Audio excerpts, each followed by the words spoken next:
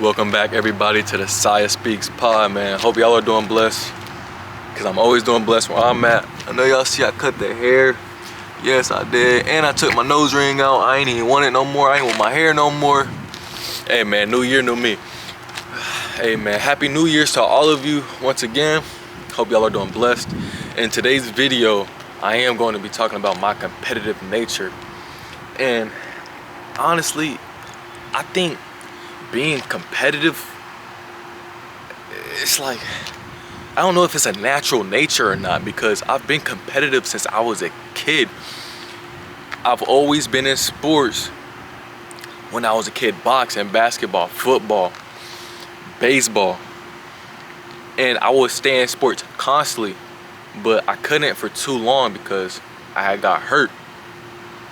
My knees were bad. I'm gonna be honest. As a youngin', I was like, what, 11, 12, 13, with knees that will get swollen and purple with, like, you know what I'm saying, liquidy fluid inside them. So it came to a time where I had to go to the doctor, and they said I can either, you know, wait it out until I get older to grow out of it, or I can do surgery. And my mom and me, knowing good and well I do not need surgery as a youngin'. That young, knee surgery, bro, come on. I knew I just had to grow out of it, right? And the doctor told me I only had to play one sport.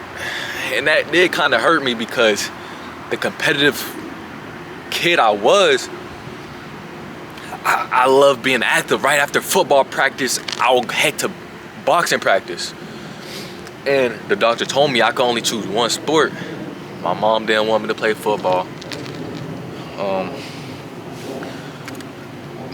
I tried playing, no, she didn't want me to do boxing either. I tried playing basketball, but it just did not work out. So I stopped playing sports for my whole middle school years. My whole middle school years, I did not play any sports for no team. Yes, I was still physically active playing sports, but I wasn't playing sports for a team. It's until my 11th grade year. And during my 11th grade years, when I ran track, and I ran track because it's a me thing. Like, I don't have to worry about anybody else but me. You feel me? Like, the competitiveness is still there. Unfortunately, first day of practice, I tore my groin. Yo, y'all do not understand like how bad a tore groin feel, and it takes months to heal. Months to heal, bro. I was supposed to be a sprinter, but then I just ended up being a long distance runner, 800. And even then, I was still hurting, bro. So honestly, the competitiveness for sports, it was there, but I couldn't keep it because I would stay injured. Now, the competitiveness in life, like as in college or trade school as I am in right now, oh yeah, I like being competitive. I like being a dominator. I want people to fear me because they know I'm dominant in this competitive nature. Like, I don't know what it is. It's like a fiery feeling. I want people to know, like, I want people to understand. I want people to be cognizant enough to understand that, yo, just because he's young, just because he's 18 doesn't mean anything. Because in my trade school, I'll say I'm the youngest person there. And me being the youngest person there, oh, I gotta be competitive. So any question that the instructors or anybody asks, I'm one of the first ones to put my hand up every single time. Why? Because I need people to understand that I'm their competitor. I want them to understand that I'm going to be the best once I leave that trade school. I need them to understand that. And I want them to feel that, yeah, there's a competitor that's slithering his way, that's trying to be better than us, and he's too young for that. Nah. And for me, there's 3 type of competitive natures that I got. And I wrote them down, actually, so I wouldn't forget. The first one is worry about beating your prior best.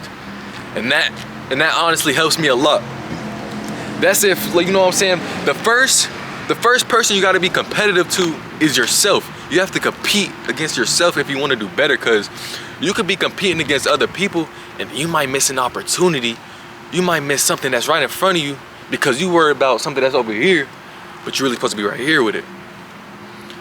I mean, I understand that, because like that's what comes with the competitive nature. Like you're competing against other people, but really at first you guys compete with yourself. That's what makes you 1% better every day. Now the second one is gain respect from your competitors. You want people to respect you. You want people to understand that you're not just here. You're not just there for any type of reason. I'm here to be the best. I'm here to be number one in what I'm doing. If I'm number two, I don't want it. I remember when I was running track my 11th grade year, I was running the 800. I got a time, the school time, it was like 2 minutes and 5 seconds. I was second place. Hey, good job, Josiah. Good job, Josiah. Yeah, good job. I ain't even feel that happy for real. Second place, it's not first. I ain't win. That's just, and it's just like, that's just the competitive nature. Now, the third one I got is being feared as a dominator. Like I said earlier, you want people to understand that you're not just here for a good time. You're here to be the best. I'm here to be the best. Because if I'm not being the best, I feel like I'm being a bum. I'm gonna be honest. I don't know. Like I said, man, it's, when it comes to competitiveness, man, it's just like, I know I be like sometimes dragging it too. But when I understand and see that somebody don't really want to be competitive, I kind of back off, because I don't want to seem like a douche. You feel me? I don't want to seem like a dork, because like I'm you know what I'm saying, putting my competitive nature on somebody else, and they not even reciprocating the same energy. So I had to ask God. I really did have to ask God to help me with my ego as well, because with being competitive, it comes with it. Sometimes it comes with an ego. So I was praying to God. I was asking him to keep me humble, keep me a humble man, and I will remain a humble man. I will maintain a humble man.